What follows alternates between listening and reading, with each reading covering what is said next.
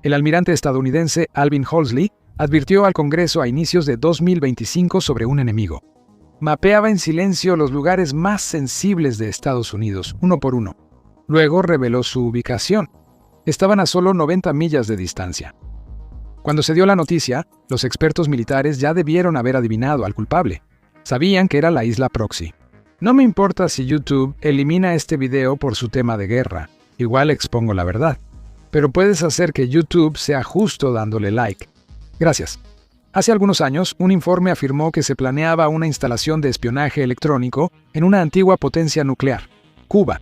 Pero supuestamente no valía varios miles de millones de dólares, y ese era exactamente el problema. Cuba no podía comprar equipo valuado en miles de millones. Su economía está en terapia intensiva. Comida, combustible y medicinas son lujos. ¿Cómo una economía así compra un equipo valuado en miles de millones? Difícil de creer, pero cuando investigué más a fondo, todo sobre la acción de Estados Unidos contra Cuba empezó a tener sentido. La razón por la que llamé a Cuba una expotencia nuclear tiene todo que ver con su hermandad comunista. Los rumores sobre actividades de inteligencia china en Cuba han estado circulando desde la década de los 90.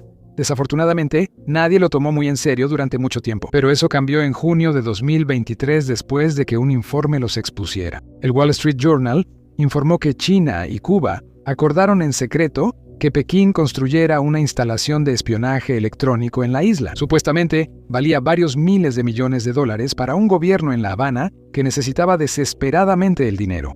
Tenía el propósito explícito de monitorear las comunicaciones en todo el sureste de Estados Unidos.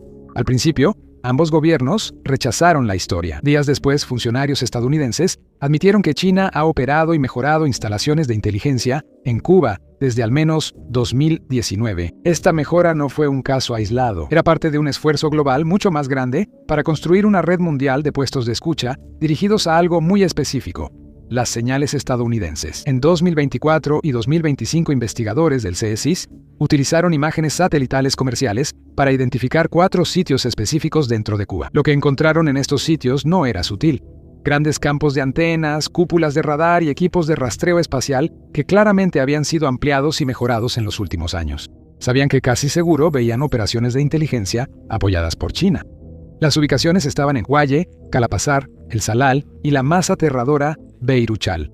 Esta ubicación tenía algo más crítico que las demás. Está a menos de 10 millas de donde la Unión Soviética operaba su famosa estación de inteligencia de señales LODES durante la Guerra Fría. Imágenes satelitales de abril de 2025 muestran una enorme nueva estructura en construcción ahí. Una matriz de antenas dispuestas en círculo perfecto que se extiende aproximadamente 175 metros de diámetro. Es casi tan grande como un campo y medio de fútbol americano para un solo sistema de antena.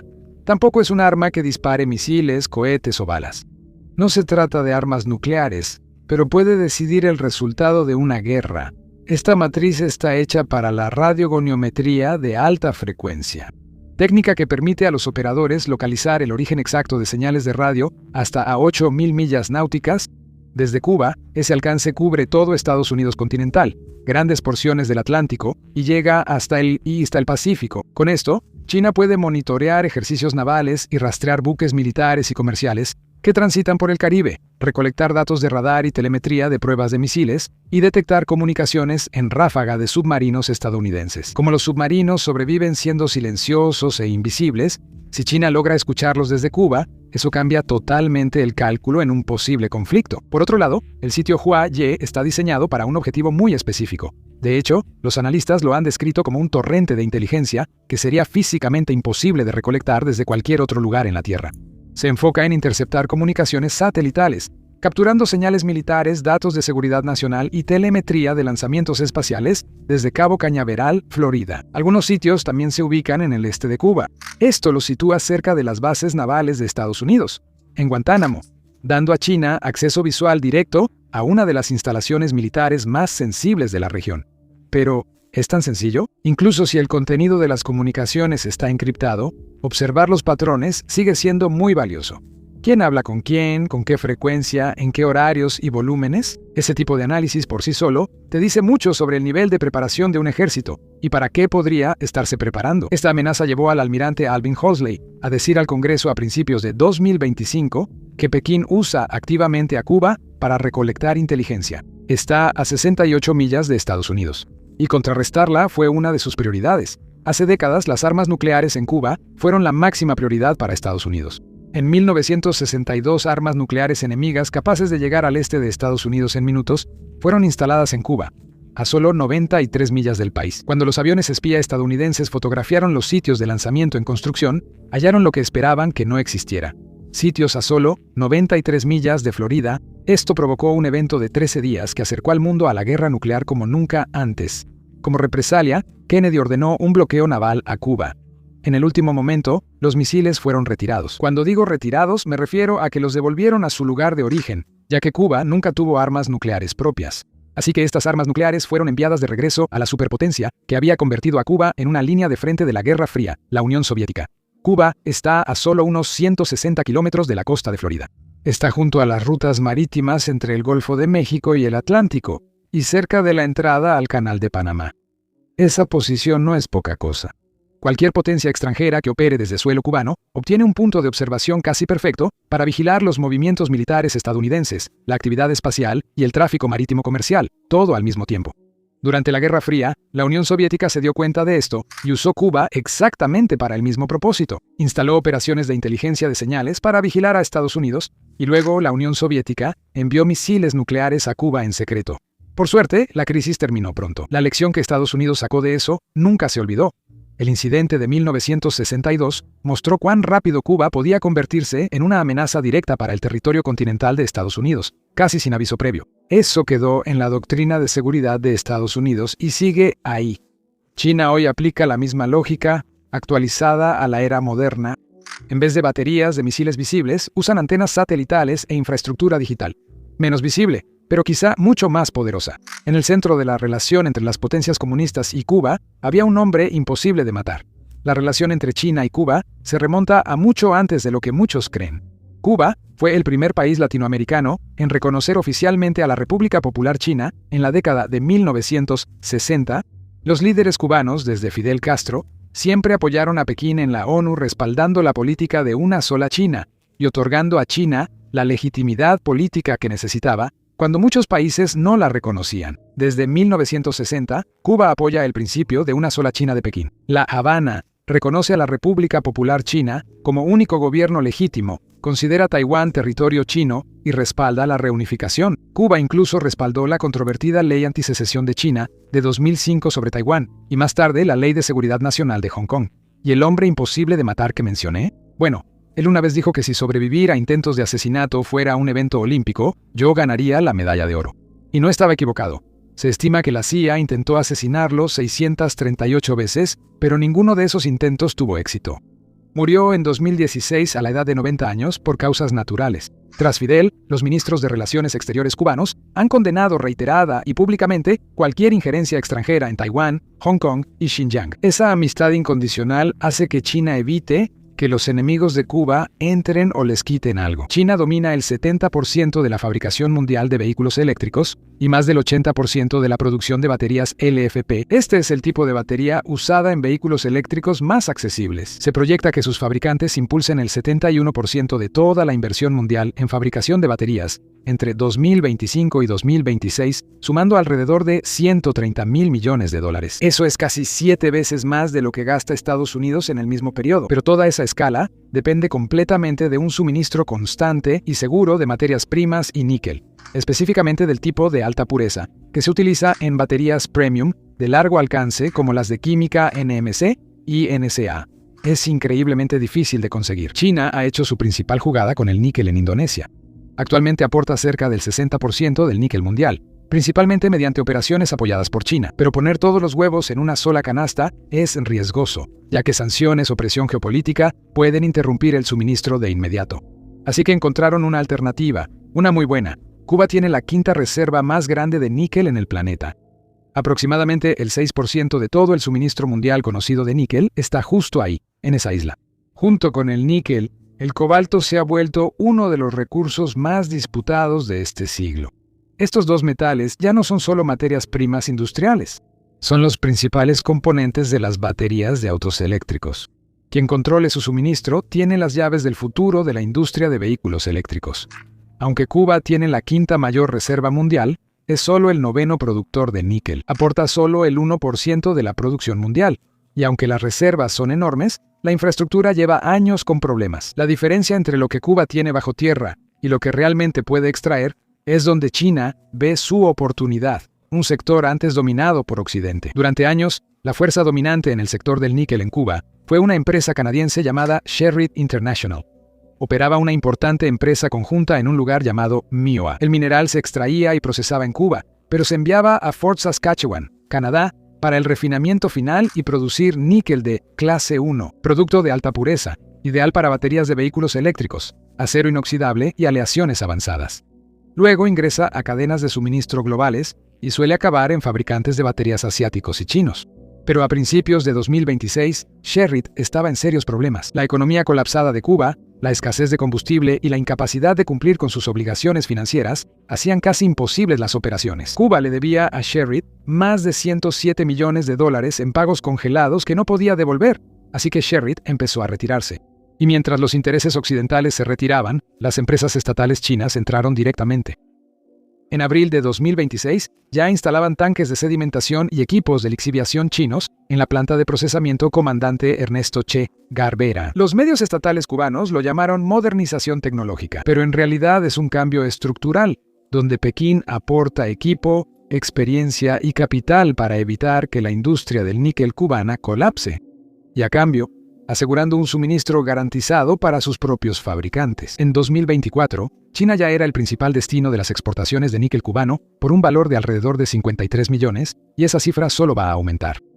Cuba posee grandes reservas sin explotar y ya cuenta con infraestructura de refinación. Esto le da a China un segundo centro.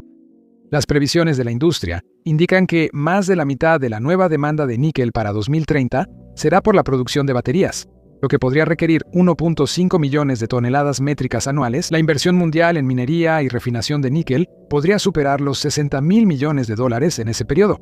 China busca estar bien posicionada en esa curva de demanda, y Cuba es una pieza clave de ese rompecabezas. Pero nada de esto ha estado ocurriendo al azar. El documento de política de China para 2025 sobre América Latina expone una estrategia enfocada en asegurar minerales y controlar cadenas de suministro globales. Existe un marco más amplio, Proyecto 141, que integra la expansión económica, militar y logística de China a nivel global.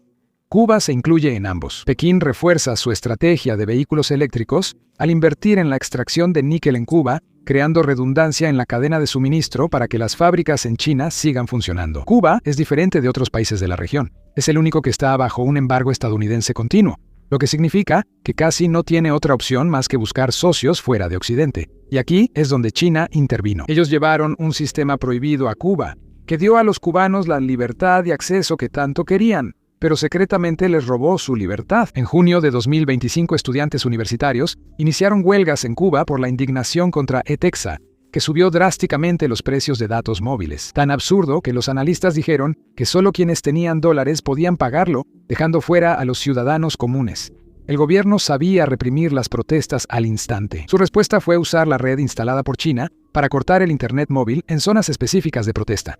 La misma táctica se utilizó durante las protestas de 2021 y de nuevo en marzo de 2026. Algunos analistas de MSI2 sugieren que los aumentos de precios podrían preparar el camino para mayor participación china en ETEXA. El plan más grande podría haber sido pasar de proveedor a copropietario de todo el sistema de telecomunicaciones de Cuba.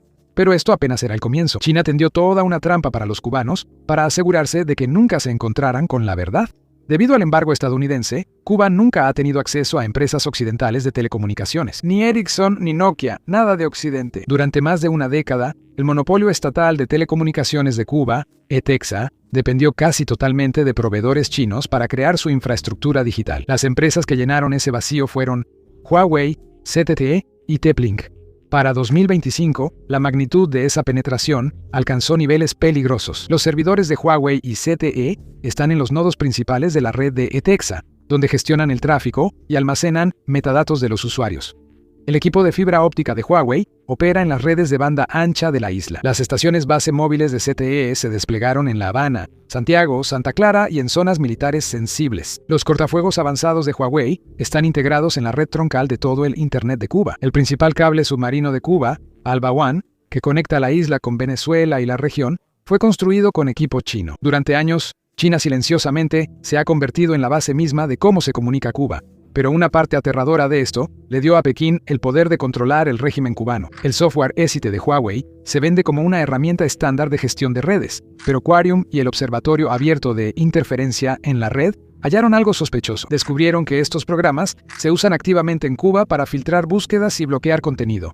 Permite a ETSSA monitorear a su gente. Detecta exactamente lo que la gente hace en línea y corta la comunicación en zonas específicas donde el gobierno decide que necesita hacerlo. Esto es básicamente la versión cubana del gran cortafuegos de China, creada por las mismas empresas. Las marcas chinas dominan el mercado. Desde los routers Wi-Fi de consumo y los teléfonos que los cubanos comunes usan todos los días, básicamente desde los cables que llegan a la isla hasta el teléfono en la mano de una persona común, la infraestructura es china. La expansión permitió que cerca del 70% de la población cubana accediera a Internet. Decenas de países descubrieron la verdad sobre las marcas chinas y actuaron con decisión. La Comisión Federal de Comunicaciones de Estados Unidos designó a Huawei y ZTE como amenazas a la seguridad nacional en 2020. La preocupación era que, por ley china, estas empresas pueden ser obligadas por Pekín a colaborar en inteligencia, algo que ambas niegan. Pero en Cuba, donde no existe resistencia regulatoria, esa preocupación tiene mucho más peso. Analistas advierten que estos servidores podrían usarse para ciberespionaje, no solo contra ciudadanos cubanos, sino también contra líderes de gobiernos regionales y comunicaciones sensibles que pasan por las redes de la isla. Para China, esto tiene un propósito más allá de la inteligencia. Exportar tecnología de vigilancia a Cuba es Pekín asegurándose activamente de que el gobierno cubano tenga exactamente lo que necesita para mantenerse en el poder. Un régimen cubano estable significa acceso continuo de China a la isla, y la tecnología china es una razón significativa por la que el régimen sigue en pie. Cuba no es potencia económica ni militar, pero China se ve obligada a defender a Cuba más abiertamente que nunca. Una de las principales razones detrás de esto es que Cuba es uno de sus últimos aliados socialistas que quedan. En 2025, en el 65 aniversario de relaciones diplomáticas, el embajador de China en La Habana afirmó que los lazos estaban en su mejor momento histórico. Eso puede parecer diplomacia vacía, pero el trasfondo es real. Cuba respalda constantemente a China en las Naciones Unidas, sobre Taiwán, sobre Xinjiang, en cada tema sensible que le importa a Pekín. China devuelve el favor calificando el embargo estadounidense como ilegal e inhumano, defendiendo a Cuba en foros internacionales y posicionando a ambos países como líderes del sur global que se oponen al dominio estadounidense. Pero en 2026, esa relación enfrenta su mayor prueba. El regreso de Trump a la Casa Blanca implicó lo que su gobierno llamó presión total sobre el eje Cuba-China. Una orden ejecutiva endureció las sanciones, cortando el suministro de petróleo venezolano a Cuba y provocando la caída libre de su economía. Los funcionarios estadounidenses empezaron a sugerir abiertamente que el régimen cubano podría estar al borde del colapso. La respuesta de China fue redoblar sus esfuerzos. En febrero de 2026, el ministro de Relaciones Exteriores Wang Yi se reunió en Pekín con su homólogo cubano y declaró directamente que China apoya firmemente a Cuba en la defensa de su soberanía nacional y se opone a cualquier injerencia injustificada de fuerzas externas. A finales de marzo de 2026, funcionarios estadounidenses mencionaron de nuevo un posible colapso del régimen. La vocera del Ministerio de Relaciones Exteriores de Pekín, Mao Ning, reiteró el apoyo total y rechazó intentos de privar a Cuba de su derecho al desarrollo. Estas no son declaraciones al azar, son señales cuidadosamente formuladas para Washington de que Cuba es una línea que Pekín no piensa dejar que se cruce. El apoyo práctico que respalda esas palabras es concreto. China envió 60.000 toneladas de arroz y un paquete de ayuda de $80 millones para la red eléctrica de Cuba en colapso. China representa más del 20% del comercio exterior de Cuba, suministrando bienes de consumo, maquinaria y equipos de telecomunicaciones, e importando níquel, productos biotecnológicos y tabaco cubanos. Intentan contrarrestar las sanciones. En 2025, los bancos cubanos se unieron oficialmente al Sistema de Pagos Interbancarios Transfronterizos de China, CIEPS. Esta es la alternativa de Pekín a la red financiera SWIFT, diseñada específicamente para permitir transacciones que las sanciones estadounidenses no pueden afectar. Empresas chinas se interesan en la Zona Especial de Desarrollo del Mariel en Cuba, exploración petrolera e industria azucarera. Aunque existe una frustración genuina por parte de los chinos debido a la deuda que Cuba tiene con China y a la débil protección de las inversiones. Pero desde la perspectiva de Pekín, el valor estratégico de mantener a Cuba viva e independiente supera con creces los inconvenientes financieros. Cada tonelada de arroz, cada dólar en ayuda, cada transacción en yuanes es una inversión para mantener en el poder a un gobierno que le da a China una posición irreemplazable en el hemisferio occidental. China hace todo por proteger a Cuba de Estados Unidos, pero quizá algún día admita que al menos lo intentó, ya que el régimen cubano podría estar en su fase final. El 16 de marzo de 2026, toda la red eléctrica de Cuba colapsó. No parcialmente, sino completamente. Estados Unidos bloqueó el combustible tras intervenir en Venezuela y cortar el suministro de petróleo que Cuba necesitaba. La red eléctrica, que ya estaba al borde del colapso, simplemente no pudo resistir más. China previó esto hace tiempo y actuó rápido. En solo 12 meses, la participación de la energía solar en la red eléctrica de Cuba saltó del 5.8% a más del 20% para marzo de 2026. Analistas energéticos la llaman una de las transiciones a energías renovables más rápidas en el mundo en desarrollo. Pekín se ha comprometido a construir 92 parques solares en toda la isla para 2028, con una capacidad combinada de 2 gigavatios. Esto equivale aproximadamente a toda la energía que Cuba produce hoy con combustibles fósiles. Y solo en 2025, China envió paneles solares a Cuba por un valor de $117 millones en comparación con solo 16.6 millones en 2019. Eso te dice qué tan rápido ha escalado esto.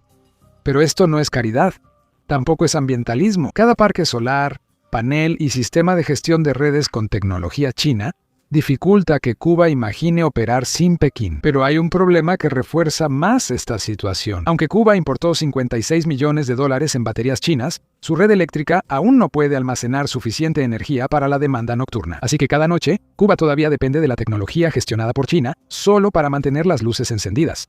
Cuba no se está volviendo independiente energéticamente. En cambio, se está volviendo dependiente de China en materia de energía. Y Pekín sabe exactamente lo que está haciendo. Estados Unidos no se ha quedado de brazos cruzados ante nada de esto. Funcionarios del Pentágono y Departamento de Estado dijeron que Estados Unidos vigila y frustra operaciones de inteligencia chinas en Cuba, refuerza sus comunicaciones y promueve proveedores alternativos en redes regionales de telecomunicaciones para reducir la presencia china. Las patrullas navales alrededor de Cuba se intensificaron con la presión sobre la isla.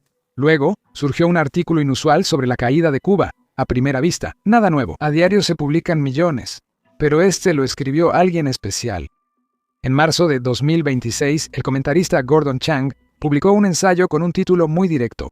China está a punto de perder sus bases militares en Cuba. Es un comentarista político con amplia experiencia en análisis geopolítico, sobre todo de China. Su argumento principal es directo. La crisis económica en Cuba es tan grave que la dependencia del régimen de socios externos podría ser una vulnerabilidad, no una fortaleza. Si Estados Unidos puede amenazar de manera creíble las líneas de suministro marítimo de Cuba y hacer que el costo de albergar instalaciones militares y de inteligencia chinas sea lo suficientemente alto, La Habana podría eventualmente estar dispuesta a intercambiar esas instalaciones por un alivio de sanciones y una reducción de la presión. Chiang cita inteligencia de Estados Unidos desclasificada, que confirma operaciones chinas de inteligencia de señales en Cuba desde al menos 2019. Él sostiene que algunos analistas occidentales que dicen que Cuba representa poca amenaza directa para Estados Unidos están pasando totalmente por alto el punto.